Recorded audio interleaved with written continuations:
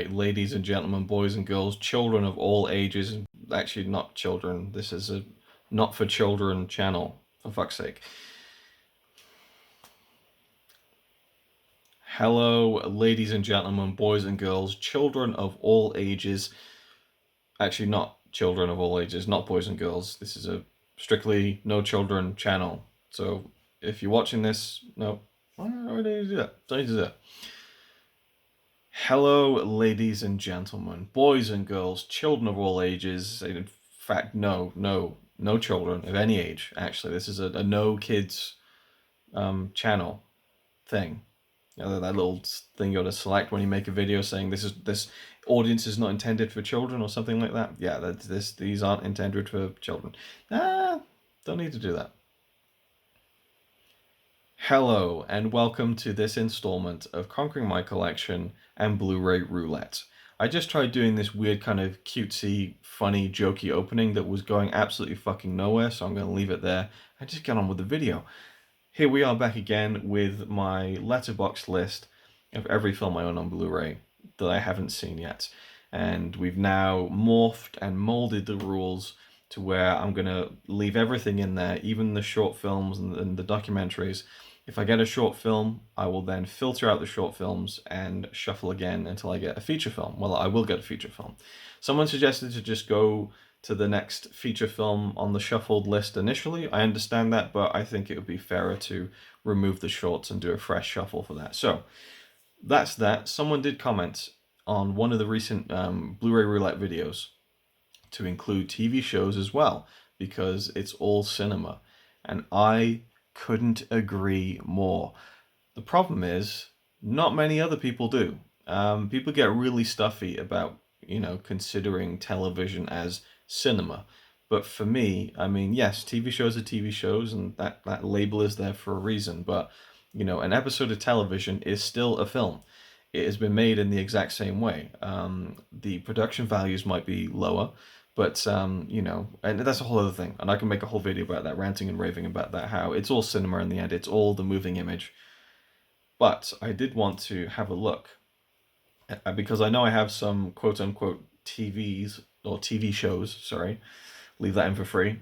So let's just show TV, because I'm not sure what they are exactly, and whether they should be in this, and whether I could feasibly watch them for one of these videos.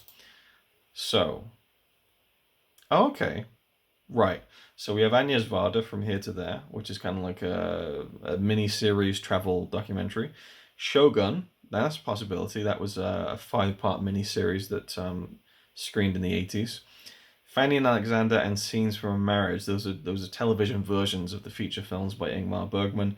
Cowboy Bebop. Do you know, I was doing a kind of movie vlog or TV vlog of Cowboy Bebop, and I was watching every episode and filming my thoughts after every one to make this big Cowboy Bebop video. There's a long story behind that, but I kind of gave up after a while, and I've been doing it for like a year or so, and I kind of kept stopping and starting and realizing no one is ever going to want to watch this. So I kind of just never made it or never continued it, and I love this show.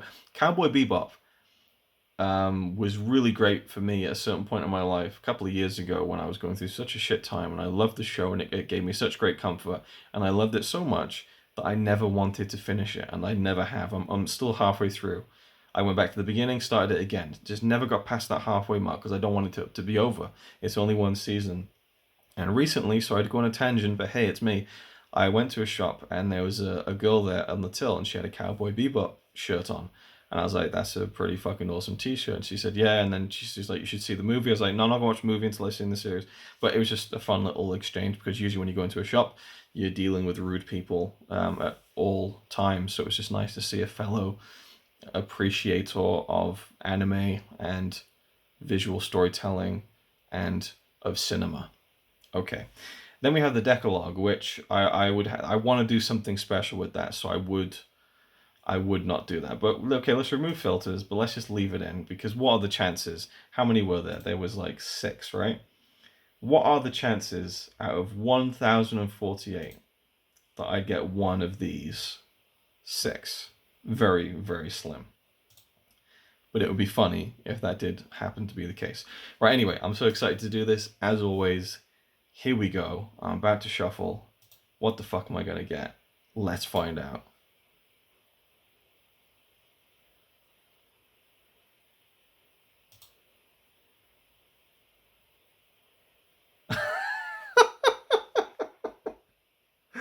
Oh my god. Well, what can I say? The shuffle is sacred. Abbas Kiarostami, Truths and Dreams. Directed by Jean-Pierre Limousin. A documentary about Iranian film director Abbas Kiarostami first aired on the French television series Cinema D. I won't try and pronounce the rest. 57 minutes long. Now, I'm assuming this is on... What could it be on? Well, I've only got one Blu-ray. Well, wait, I'm trying to think. No, I'm thinking of Makmalbaf. That's not that. So it would have to be... Is it here somewhere? My Criterions are right behind the Coco Trilogy. I'm assuming it's on this beautiful Criterion box set. Yep, it's on here, the 1994 documentary. Well, I kind of was wanting a feature film experience, but we're going to go with that because the shuffle is sacred, and it's well, and this is what's going to really throw people for a loop, because this is a television episode. It's still a documentary, but it's a television episode. Does that count as a film? I kind of think it does. Not in the traditional sense, but someone made this, that had a director, had a crew, it was edited, it was filmed, it was written, right? And yeah, so my experience with Abbas Kiarostami, I've seen a few of his films, Willow and Wind. Actually, let's just get his filmography up before I dive into the film. Close Up, what a fucking film called Close Up.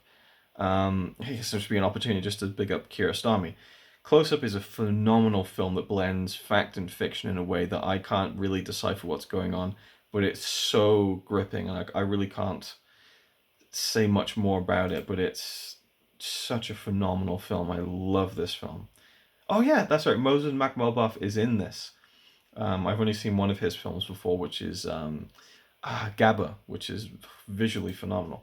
So I really love Iranian cinema, and Close Up is a fantastic film. I'm trying to find some of the other ones I've seen. I've seen a few more, but I just want to be sure that surely. Oh, I'm looking at what he appears in as an actor, director. Okay, here we go. All right, Taste of Cherry. That's another one I've seen. This one is fascinating. I'll just take an opportunity to talk about this, because I'm sure I won't have too much to say about this documentary, and I feel kind of bad that it isn't really a proper film in the eyes of most of you watching. This is about this man who decides to kill himself, and he's looking for someone to help to bury him. So he basically hitchhikes throughout the entire film. The whole film is just him in different cars talking to the people who he's trying to convince to bury him when he kills himself. It just got released on Criterion in the UK. I don't know if it was been out in the US for a while. I watched this on Filmstruck, I believe. Fantastic film. Not for everyone, but really, really interesting.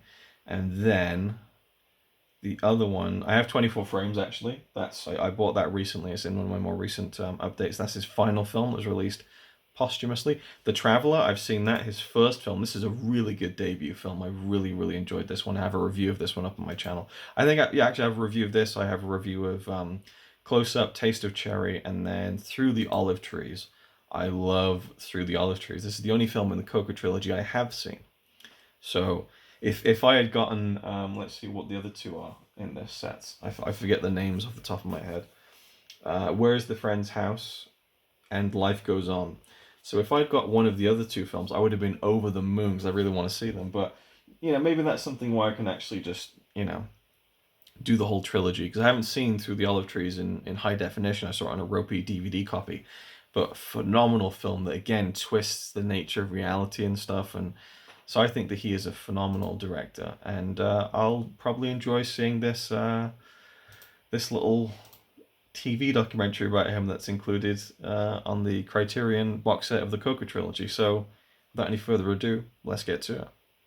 So, I was just looking on Blu-ray.com to see which of the 3 discs in the box set the documentary Abbas Kiarostami Truth in Dreams was on.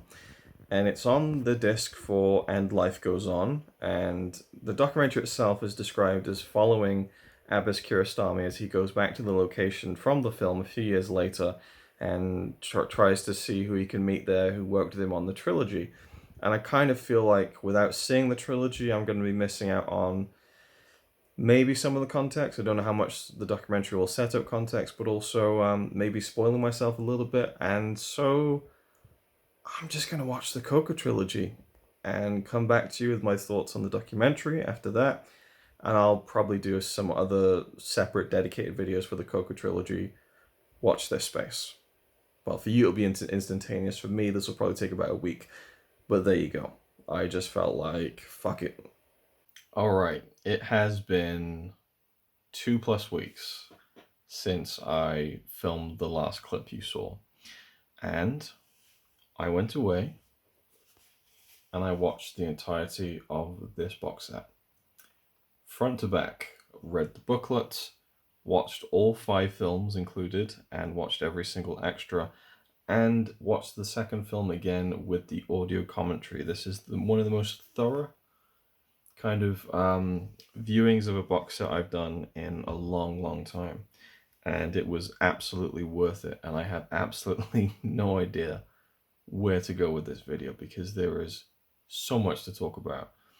And just to start off, I mean, I think this could be like a new thing going forward where, say, I find something on the watch list, hit shuffle, it comes up, and it's maybe a film in a box set. And I can then use that as the impetus to then go and watch a box set like the Coco trilogy. Because when that documentary came up, Truth in Dreams, it was like, cool, I'd like to see that. I love Abbas Kiarostami. I've been a fan of his films for quite a few years and have seen quite a few of his films. But I also then, I looked a little bit deeper, you know, as you saw me kind of run through it in my head in real time, and realized that it was a documentary that was about him kind of going back to Coco, the village where he made these 3 films. And so I thought, well, I really should see the whole trilogy before watching that documentary. And one thing I can tell you is that if I'd just gone ahead and watched that documentary, Truth in Dreams, the one that came up on the shuffle, I would have loved it. I would have really enjoyed it. And I had a lot of necessary background knowledge already on the films covered in that documentary that I would have really got a lot out of it. But seeing the whole trilogy first and then watching the documentary was fantastic. So again, I don't know where to go, because could I sit here for an hour and a half and review all 5 of the films? You know, one of the films being the documentary Truth in Dreams, and sit here for an hour and a half and talk about all of them in depth? Yes, absolutely. And I'm so excited about talking about these films, but then there's kind of the tricky thing where I'm kind of thinking it with my YouTuber hat, and I'm just thinking, well, if there's someone out there who wants to see people talk about these films and review these films, they're not going to find it in, you know, Conquering My Collection number 47, Blu-ray Roulette number 6, and there's nothing in the title to indicate that this is an hour and a half long video about the Coco trilogy. So I've been umming and ahhing throughout the whole process of these past 2 weeks of going through the films, going through the extras, just absorbing every single piece of information that's contained inside this fantastic box set. I'm trying to think, how do I approach this? You know, do I just do it all on the phone like this?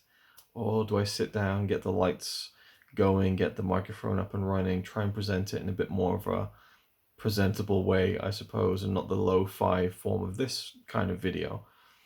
And I thought, well, you know, that's a lot of time, you know, to do that and stuff, and I could just do it very quickly here on the phone.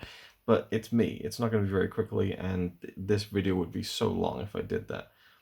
But I really want to try and then make a series of videos on this box set, talking about the extras, talking about everything contained, all 5 films, and giving my overview on the entire collection, because it's, you know, it's a box set that maybe I'll go into it when I do the videos, and I don't want to give away too much, but at the same time I have to give you something, and there's so much to say. So I guess what I'll do is I'll talk about the trilogy first, and then I'll talk about the documentary that I was given with the shuffle and how that ties into the trilogy and how much I enjoyed the documentary. And then finally I'll talk a little bit about the other film, which is a documentary that comes in between movies 1 and 2.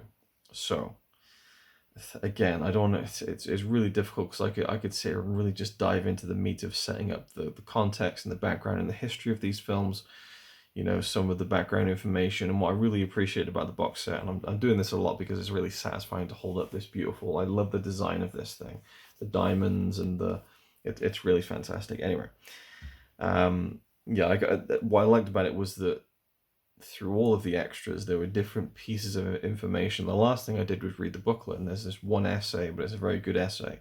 And there were these little details. Oh, I didn't know that, and it just expanded upon the things I already knew and the things that I'd learned through the interviews and in the extras and stuff. So, you know, when they say Criterion and certain other boutique labels, you know, they're kind of like film schools in a box.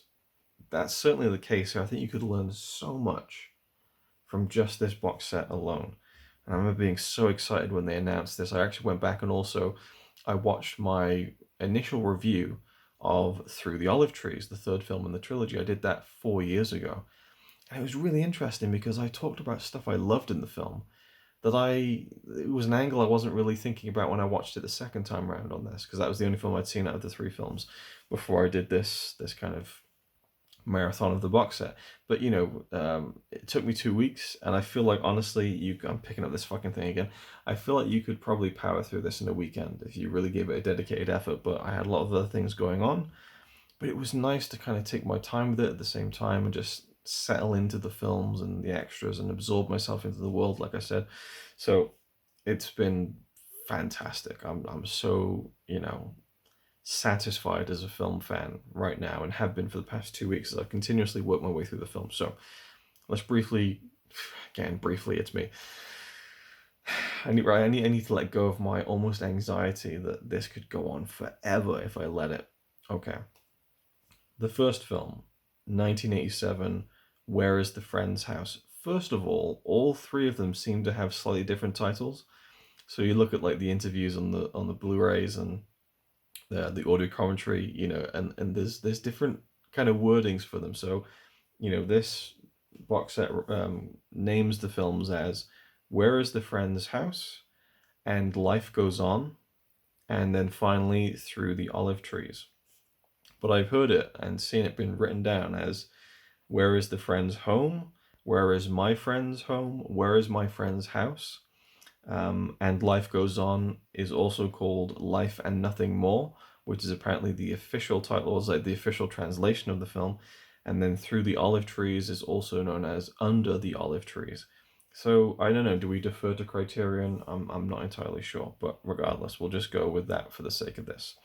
Where is the Friend's House? And I think Where is my friend's house works better, regardless. 1987, it was the first film. It was never intended to be a trilogy. Kiarostami never branded it a trilogy, but he later warmed to it because, you know, it was just something that naturally happened organically and almost through happenstance more than anything else.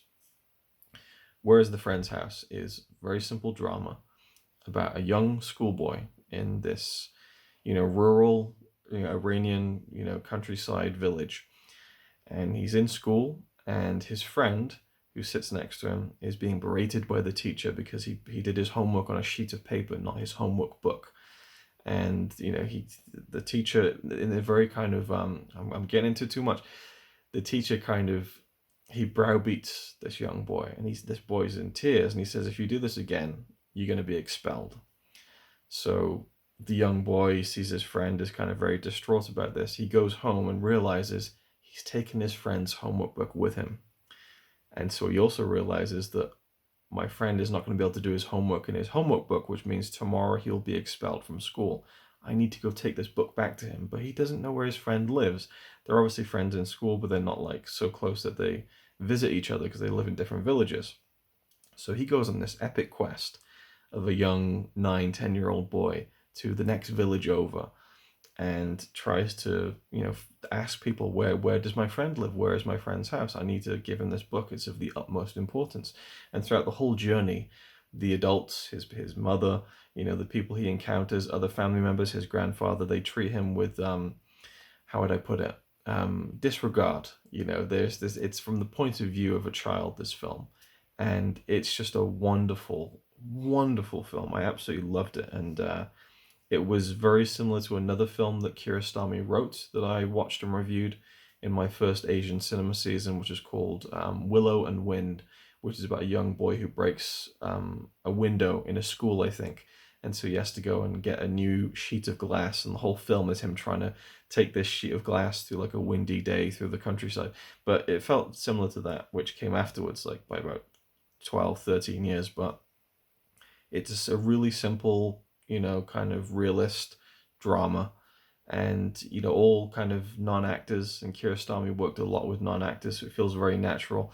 And I just loved it. I really did. And you're invested in this very small, it feels low stakes, but for this kid who was like in tears at the beginning of the movie, he doesn't want to get expelled, and these people live a completely different life to us. And so I got really drawn into it, and phenomenal film. And that one was like, 83 minutes. It breezes by, but there's just some wonderful moments in it. And Kiarostami is very playful with the building up of suspense of, will this next place he goes to be the place?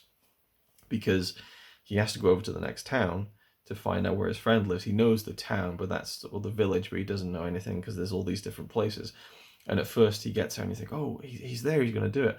And then someone says, well, no, there's all these different other provinces or whatever. So the journey extends. Then he hears a tip that the guy might be back in the other town. So he has to go back to the other town, then he goes back again. So it keeps elongating, and the stress and the build-up keeps mounting. Anyway, fantastic film. I'm going to take a sip of water here because I'm getting a little bit dry-lipped. And we'll leave this in for free, as I always say, predictably. The next film, made in 1992, I believe. Yes. And Life Goes On. I really prefer the literal translation, Life and Nothing More, even though in the film, the phrase life goes on is a very, I'd say, specifically poignant line of dialogue in the film itself, whereas life and nothing more is never said in the movie. This one is, how do I even, and it's a really difficult trilogy to describe simply, I think. But what I can say, and you need the real life background, which is interesting because the film doesn't really provide you with that as such.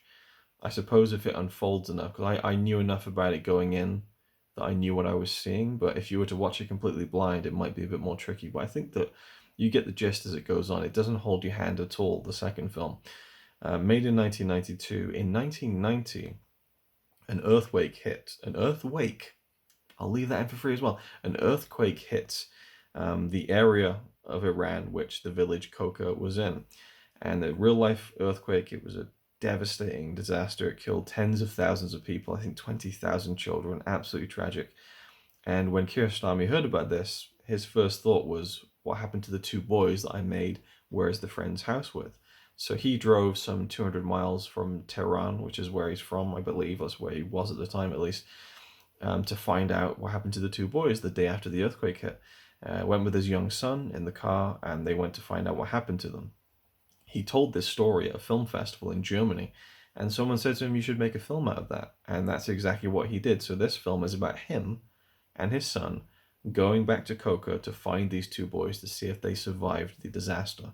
Only he doesn't play himself. There's another non-actor playing himself, and I believe the cameraman's son playing Kiarostami's son. Now, they're never named in the film, or his son has a name, but it's not like it's a direct, like, this is Abbas Kiarostami, but it's kind of implied. And I was a little bit confused halfway through because I thought it was supposed to be a fan of the film who was going to find out what happened to the boys, but it becomes more obvious that, of course, this was the director because he starts talking to some of the people who were in the first movie, and there's kind of a familiarity there, so you understand that he was actually the fictional director of the first film. This was a wonderful film. The points of view, it's a road movie. It's this man and his son in the car for almost the entire thing. They're trying to get to Coco. That there's like all these boulders everywhere. It's there's almost like a state of emergency going on, and that was obviously painstakingly recreated because they didn't film this straight after the earthquake happened in 1990. But you get to sense, I mean, you see some of these landscapes that have been ravaged and cracked open through the earthquake, and it's stunning.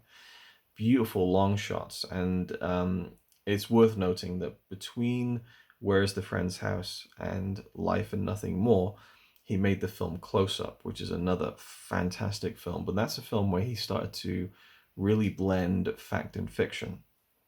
I won't go into Close Up because I'd be here all night. So now we get into more of a different style that he would use moving forward from this film, Life and Nothing More.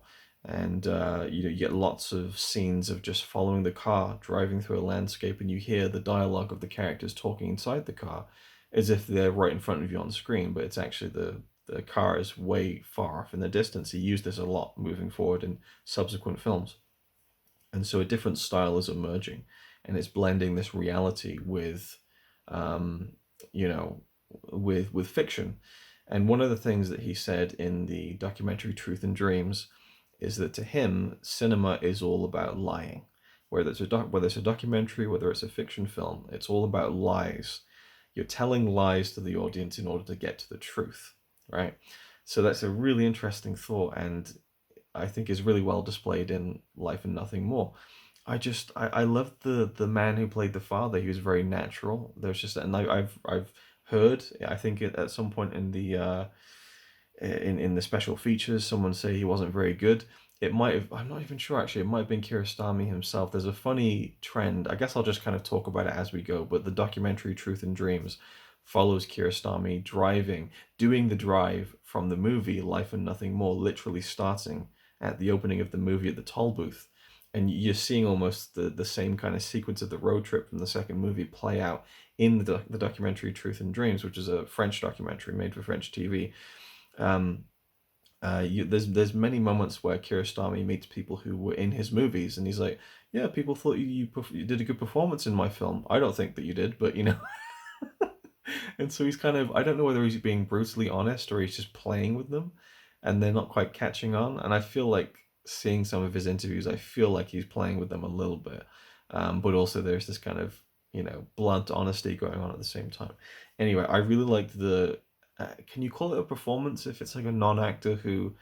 It's really hard to quantify something like that. Quantify does that work in this context? I don't know. It's hard to you know figure out how to judge that. Is it really a performance if it's solely guided by the director in that sense, and it's not really an actor? I don't know if it is.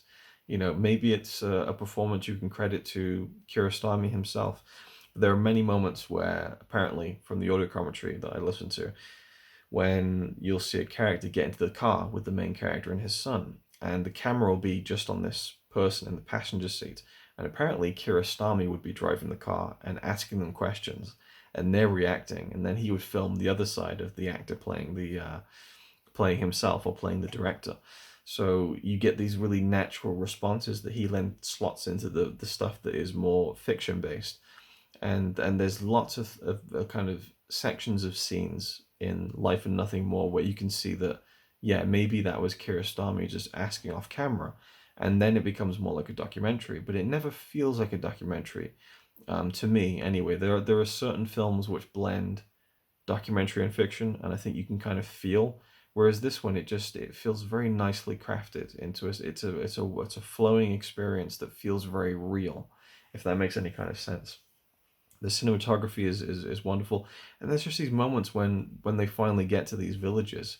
The director just walks around and kind of just takes in everything, and suddenly this kind of goal of finding out where these two boys are and if they're still alive becomes kind of hazy and in the distance, and he kind of just enjoys kind of seeing the spirit of the people who are working through this tragedy, and how they're already days after the earthquake in the context of the narrative of the story, not reality because they filmed it much later.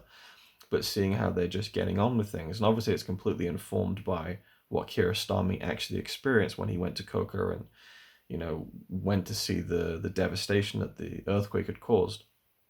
And he puts those things in there, but also, again, it feels like working with real people and kind of coaxing reality out of them and slotting that into the film in a way. And in a sense, it's lying because what you're seeing is not a performance, but it's still giving you the truth. And likewise with the other way around, I suppose. I loved the young boy who played Puya. He just felt so natural, which I suppose is the point. But and again, can you really call it a performance? But if it was, then I would say it's one of the best naturalistic performances I've seen from a young actor. But he wasn't an actor. And I've heard in things on the Blu-ray and also reading stuff online that Kiarostami would be very shrewd, very calculating with the way that he would coax certain performances or reactions or even dialogue out of the non-actors that he worked with.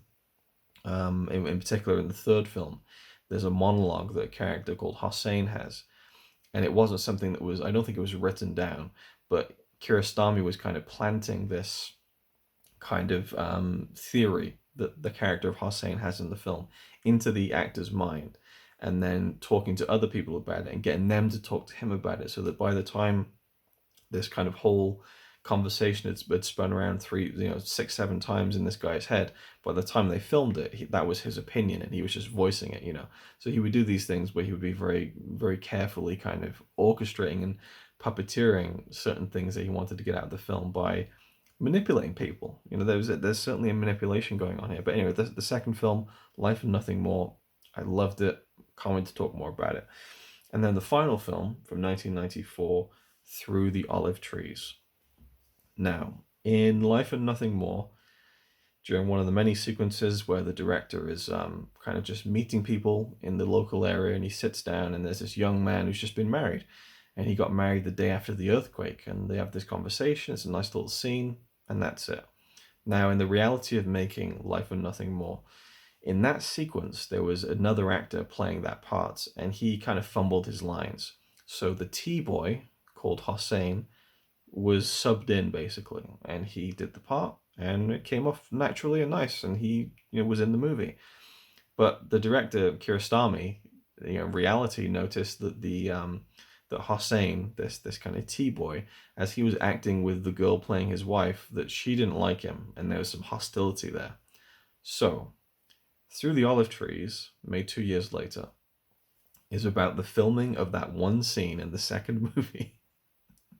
And about how the actor Hossein really has a thing for the woman who's playing his wife and is trying to get her to marry him in real life inside that movie.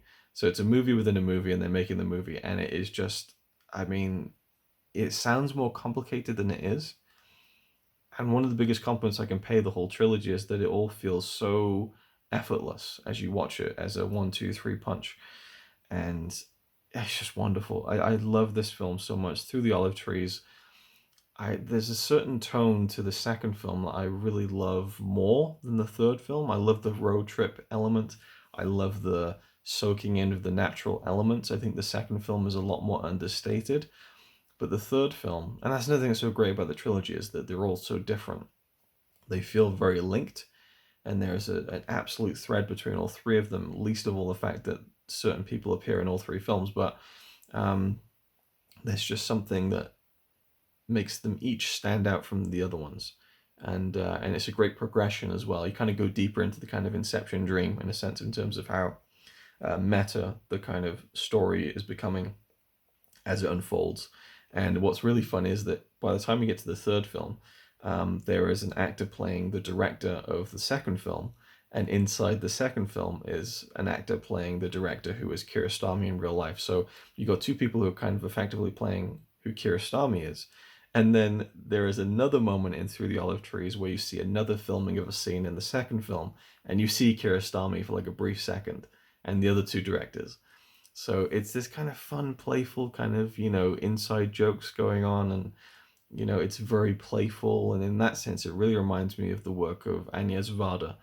there's a, let's play around with the form of cinema and see what we can do with it and how we can resonate certain ideas in completely different ways, and kind of just wink at the audience a little bit. The very first shot of Through the Olive Trees is the actor who plays the director of the second film saying, "Hi, I'm so and so. I play the director in this film," and then he gets kind of sidetracked by the actual plot of the film, and he carries on and is trying to cast people, and it's a really interesting look at putting a film together in a completely different way than most people would be familiar with if they have any familiarity with the film industry, because they're out there in the country making a film and there's all sorts of like DIY solutions to problems. But there's a production assistant and she's a really good character who is kind of bussing around in this truck trying to get things done, and there's a lot of frustration in the film by how they can't film this scene because of all these different things, and there's fictionalized versions of the true events and then all these other flourishes. And you do get to see, spoilers, if you're watching this far you've probably seen them, and if not then spoilers, you do get to see the two boys from the first film then pop up in this film. So when I first saw Through the Olive Trees, I had no idea who these two boys were. But it was like, oh, there's just these two random boys who turned up with flower pots and stuff, and they were helping out in the movie. Now I know how much significance they kind of have because they were the two boys from the first film, and you see them now as teenagers, which is really nice. And they're kind of hanging out on the set and stuff, so you see them throughout the whole film. There's the actor who played, well, again, they're not really actors, but the guy who played the teacher in the first film, he gets a small cameo at the beginning, and so this third film seems to wrap everything together, but is telling a completely different story. And I love it. I loved it. Maybe, I don't know. I think I might have loved it more the first time because I was so surprised by what I was seeing. I was more prepared for it this time, but if you go back and watch my initial review of Through the Olive Trees, I lament how the copy that I watched it on was really bad. It was like just under DVD quality. I mean, it was in the book, 1,001 Movies You Must See Before You Die. I wanted to check out something different, and it was it's just unavailable. I could only find this really kind of ropey copy online. And I said in that video I would love to see like a proper release for this because I'm kind of a quality snob now. I love high definition. And when this box set was announced, I was so excited that finally I was going to get to see this film in high definition. And I will say that it looks the best out of all four films presented on the box set. Well, all five, I guess, if you count the documentary. And I read in the booklet that the first two films were restored in 2K in France, and then the third film, Through the Olive Trees, was done in 4K, also in France. And so the transfer is phenomenal on the third film. I almost wish the second film got the same treatment because I think I prefer the visual look of the second film more. There's just some beautiful moments in the kind of, in the sunny afternoon, evening. I love how the second film takes place in one day. I love films like that too. And there's just, there's so many wonderful moments. And in the third film, I'm now recognizing scenes from the second film, recognizing people who've been in all three films or in certain, parts of the trilogy. And also, I found myself noticing the geography of like the Coco village, maybe not the village itself, but the area, like driving up to it and seeing where the kind of famous zigzag hill is, and noticing in the second film that it isn't really where it is in the first film, and that kind of shatters the illusion a little bit that in the first film it looks like it's in a completely different place and it isn't. And that zigzag hill, which was kind of created by Kiarostami, he had the zigzag path put in there himself. You see that in all three films in kind of different contexts, and there's just so many things you could dig into with these three films. And I think that there's a lot that's being said individually and collectively by all three films. But more than anything, it's just I found myself just enjoying the different flavors that they bring, while all at the same time, for me, kind of championing a different way of living, which maybe isn't necessarily the objective. It's just again, whether it's using lies or truth, it's showing the truth of this area of the world at that point in time, which almost feels like it's in the past, and obviously it was in the past. They were made in the 80s and 90s, but it feels like it was a different time altogether, but people still do live like that. And it's so far removed from the Western comfortability that we all live in, for the most part. Most people who are watching this video probably live in a house and have a very comfortable life, as opposed to people who live in the countryside. But then that's all they know. And there's a way of living like that. And arguably you could say that's a closer way to living the way that humanity has lived a lot longer than they've lived in houses like this, I suppose. Maybe we're the weird ones, but it's just nice to see. I always enjoy seeing films like that where you get a sense of authenticity. I mean, it's nice when you see period films and there's sets and stuff, but to see like a rural Iranian village, with all the kind of all the authenticity of that, and it feels real because it is real. I think that at least the second film, there's no, even the third film, I don't think there's any interior scenes in the second and third film. So you really, and then they've talked about in the Blu-ray features that some people were kind of criticizing Kiarostami for these films for kind of exoticizing, glorifying, the way people lived there and stuff, and trying to cater to an international audience. And in fact, the second film, Life and Nothing More, was the first film he took to the Cannes Film Festival, and that's when Iran started to turn against him a little bit. They thought he was kind of selling out, and trying to appeal to a foreign audience, and they said that he was making festival films now, and that's kind of interesting because these films are pretty well regarded to cinephiles, I suppose, but I can see how a general audience would maybe feel a little bit betrayed by that. But I think that for me, it just gives a brilliantly, again, come back to that word, authentic view of how life was there. But maybe not entirely, maybe it isn't. Maybe that it is tweaked and it is kind of a bit more poetic than real life. I mean, it definitely is, actually, because I think that the poetic feel of the trilogy, if you look at them as a trilogy, it progresses and changes throughout all three films, which is great.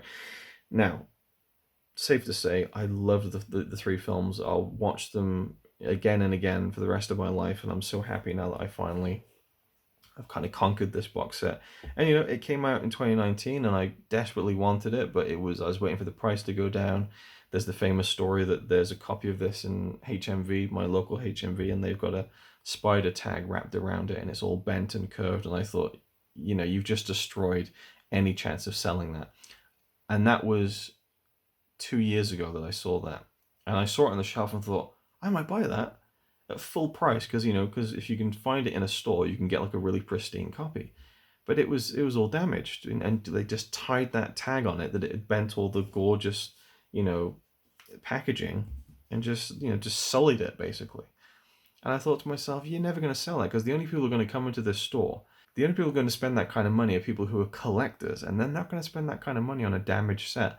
I was in HMV a couple of weeks ago. The same copy is still in the fucking store. They're never going to sell that thing. What a waste of money. What a waste of time. Anyway, that's the trilogy. And like I said, so I bought this maybe last year, I think. And, you might ask, why didn't you watch it straight away? I wasn't in the mood to. And this sparked me in the mood to doing it. That's why I love doing this series, It kind of brings up things where it gives me extra motivation. And then suddenly it's like, well, fuck. Let's just not watch the documentary. Let's watch all three films. So that's the Coco trilogy, very briefly. Well, I say briefly, I've probably been going on for half an hour by now. And with the intro, it's probably like closer to 40-45 minutes now. The fourth film, we'll say, is called Homework. This is a straight documentary that Kiarostami made 2 years after Where's the Friend's House, and before he made Life and Nothing More. And Homework, to me, feels like a perfect companion film to the first film, in which you see these young boys and how a case of homework and how discipline is doled out to children in Iran is then shown in real life in the documentary Homework, in which Kiarostami went to a school and interviewed all these young boys, maybe 8, 9, 10 years old, and simply asked them about homework. This is the whole film. It's like an hour and 20 minutes, and I'd say about 85% of it is just talking heads of these young boys. It reminded me very much of the first of the Up series that Michael Apted did, or he did most of them, and he was a researcher on the first film, but 7 Up. which was a documentary made in the 1960s for British television, and they followed these school kids from 7 years old up until present day. It's one of the greatest, documentary series, one of the greatest film projects ever made. And it reminded me a little bit of that homework, because you just get these very matter-of-fact comments from these young children. And I'd say that, yeah, they're probably like 8, 9 years old, I would say. And, he asks them about, have you been doing your homework? Why haven't you been doing your homework? What do you do when you get home from school? Do you get punished? And they talk about how almost all of them get beaten by their parents, and that all their siblings will beat them up.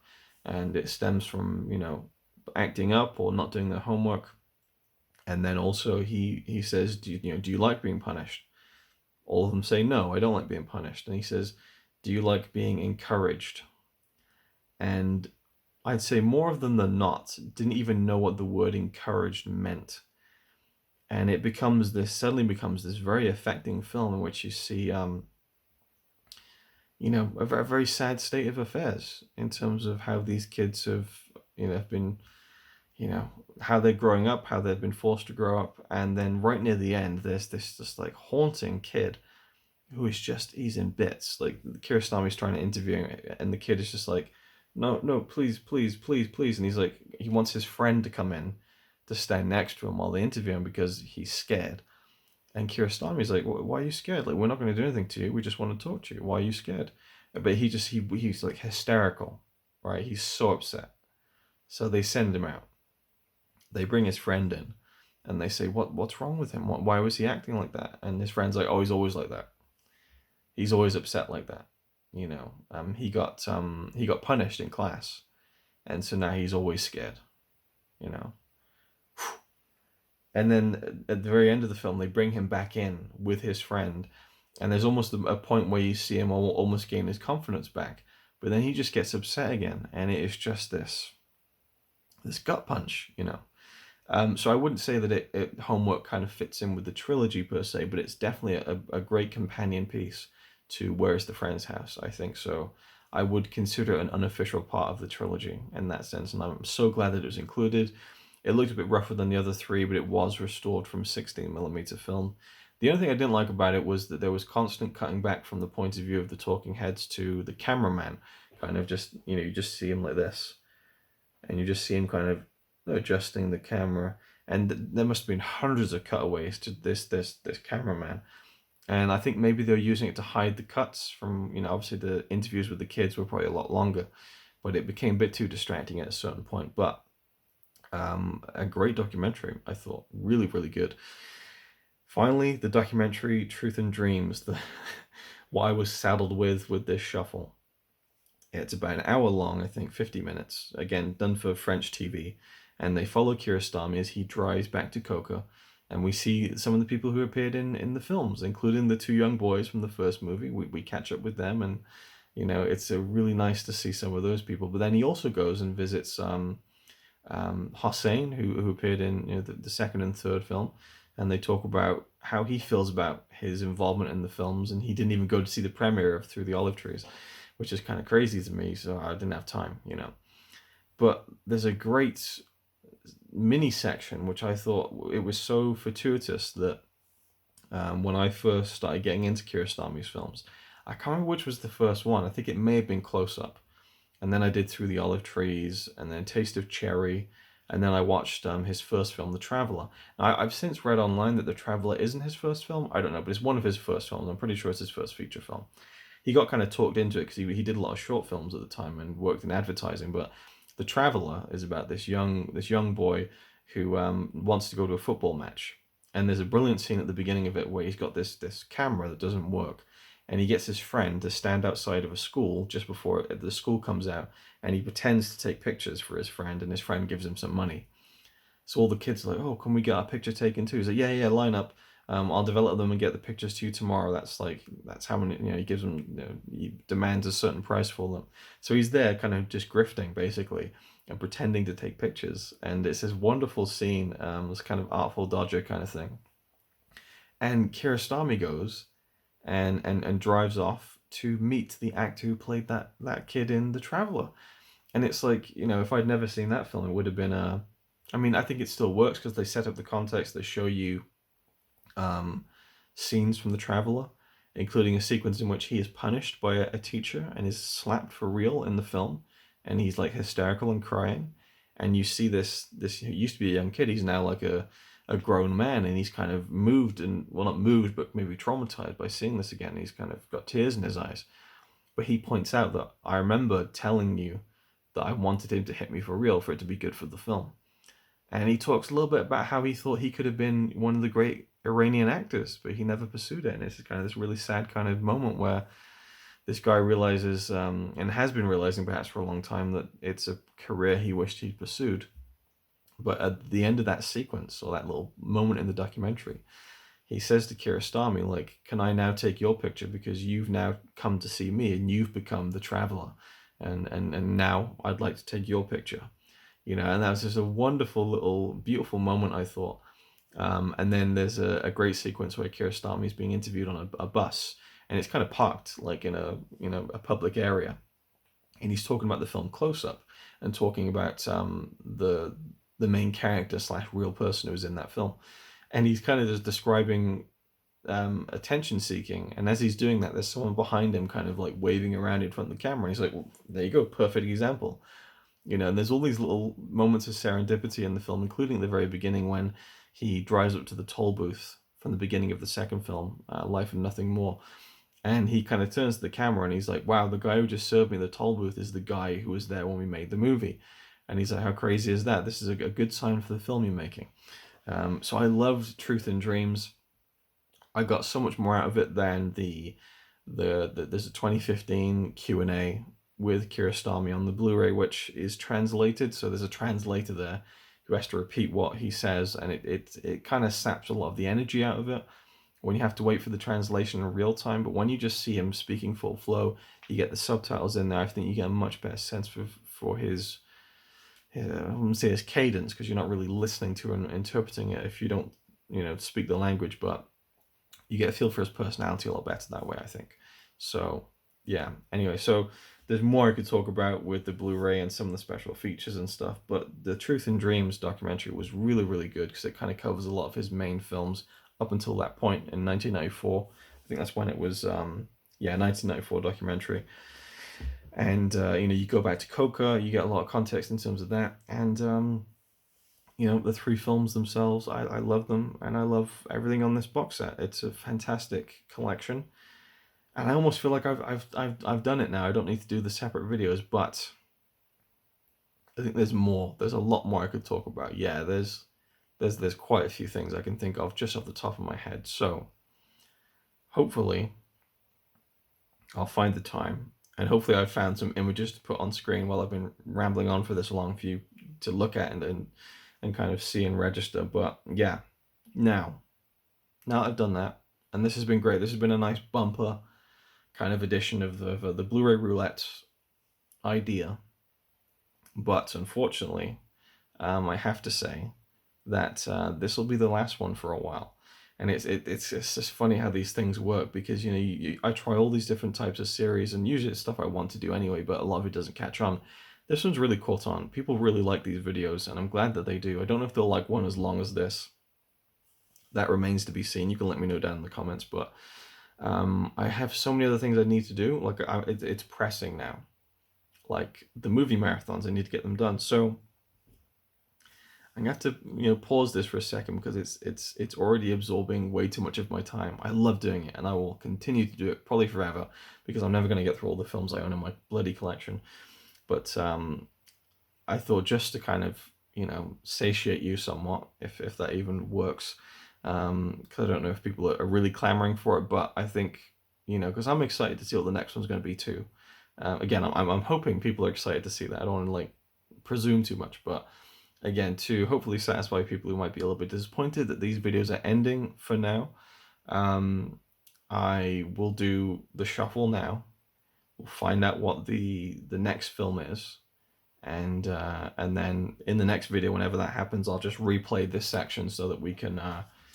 You know, so that it can set the video up for itself. So here we have Letterboxd, and we are going to go to the watch list. And I'm not going to add all of the films like to my and take them off the watch list just yet, because I don't want to spoil it, because I think it's kind of fun that this turned into like a big project of itself, just this one video to do the whole Coco trilogy box set and all 3 films. So once this video's been up for a while, I'll go in and I'll add these on my letterbox, and I'll add them to the list of Blu-ray Roulette watches. And I should say, someone had the idea and I appreciated this. The Blu-ray Roulette ranking list. I've added notes so that if you go on this list and you click the notes, read notes, it says under each film which episode they appeared in.